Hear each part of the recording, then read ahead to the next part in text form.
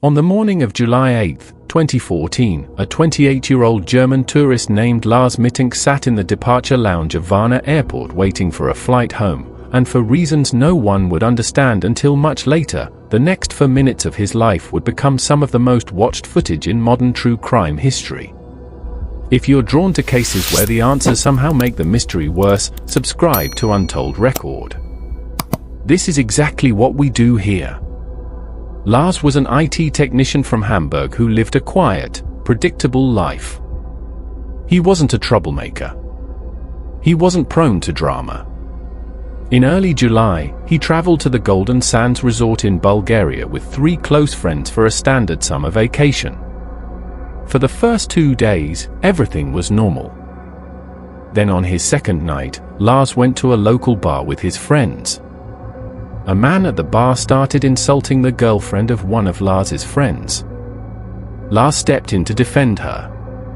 The argument escalated. Lars took a hard punch to the side of the head, fell backward, and struck his ear against a wooden railing. He ruptured his eardrum. A local doctor examined him, prescribed a strong course of antibiotics called cefuroxime, and told him he absolutely could not fly home because the cabin pressure could cause permanent hearing loss.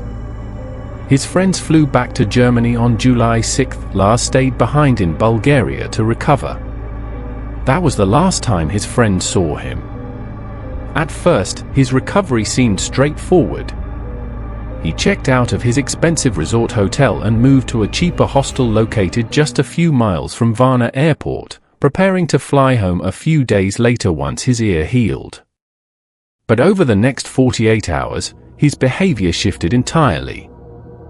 He called his mother in Germany. She later told investigators that he sounded deeply paranoid. He told her he was being followed by a group of men wearing tracksuits. He claimed they were trying to drug him. He told her he was scared. He cancelled his flight home. And then he stopped answering his phone. On the morning of July 8, Lars walked into Varna Airport alone. He didn't have a ticket.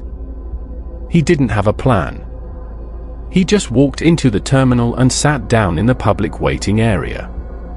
Security cameras captured everything. For about 20 minutes, he sits on a bench, scrolling through his phone. He looks tired but relatively calm. Then, at 9:42 a.m., he suddenly stops scrolling. He looks up toward the main entrance of the terminal. His posture kind of shifts.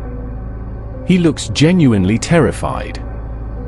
He stands up abruptly, grabs his backpack, and starts walking fast toward the exit.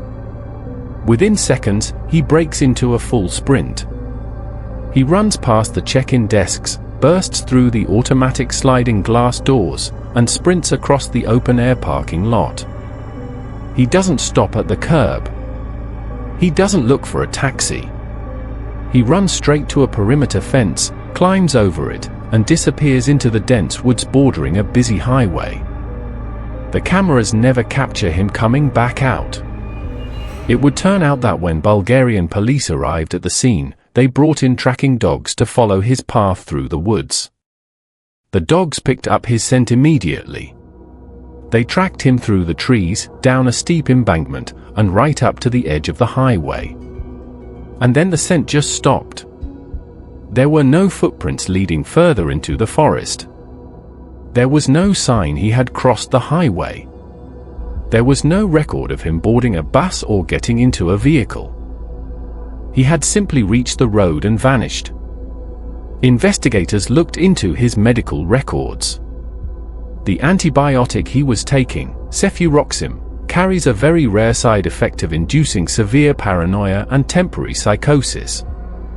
It is possible the medication caused him to hallucinate the men in tracksuits and panic. But a drug-induced panic attack does not explain how a grown man evaporates into thin air next to a major highway without leaving a single trace behind.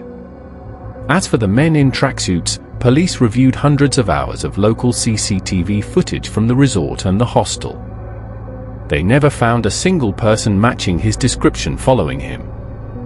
In 2014, Bulgarian authorities officially suspended the active search, classifying his disappearance as either voluntary or accidental.